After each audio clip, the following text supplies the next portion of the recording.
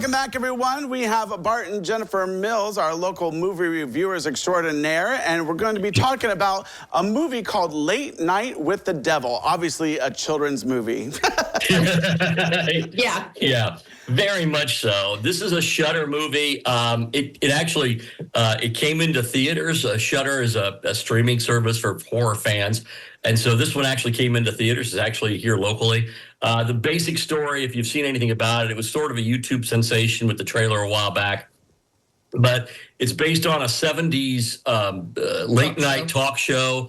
This guy, Jack Taylor is his name. He's got a talk show. He's running head to head with Johnny Carson, and he's really trying to beat him. It's Sweeps Week, and they decide for Sweeps Week they're going to do a very special Halloween show.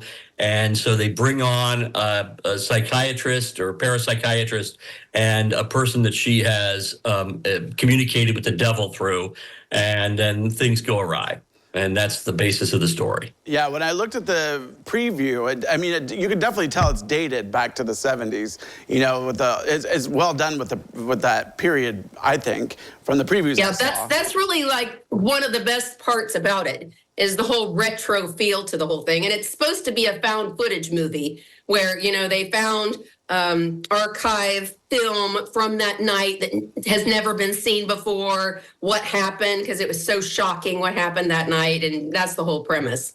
Yeah. Now, being a horror and scary movie, are there jump scares in there? Are you going to jump out of your seat, throw your popcorn? How is it? No, sadly, no. No, there's, the buildup is really sort of part of the fun of this. And really, to be honest with you, the most fun is just watching. If you're old enough to sort of have a vague memory of 70s late night television or television at all in the 70s, it was weird anyway.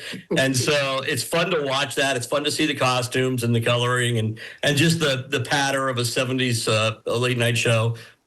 That piece is fun, but really, there's a little bit of body horror in here, but it's really so cheesily done that it's really not offensive. It's just kind of funny.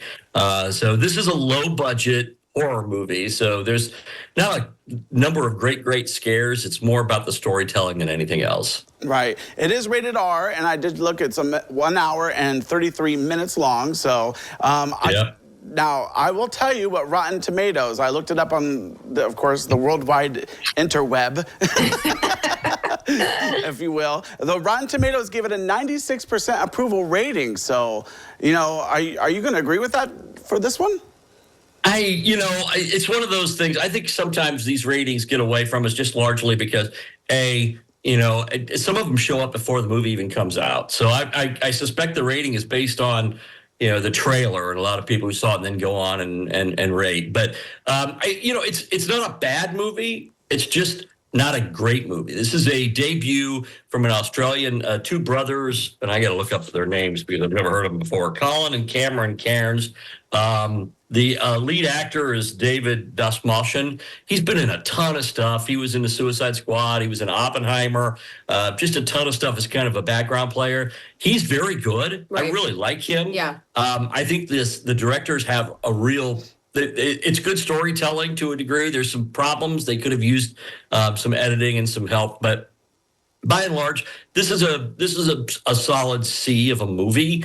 It's probably one that actually, as much as I love the movie theater experience, this is one that would probably be better watching at home because it literally is about a late night television show. And so turning off the lights and watching it at home would be the best bet. So when it comes to streaming, I'd say, take a Saturday evening and watch it. All right, so you kind of answered the question for me, but I'm going to ask it anyway. Are you going to give it a thumbs up, a thumbs down, or a thumbs sideways? Well, I would give it a thumbs up, but not to watch in the theater.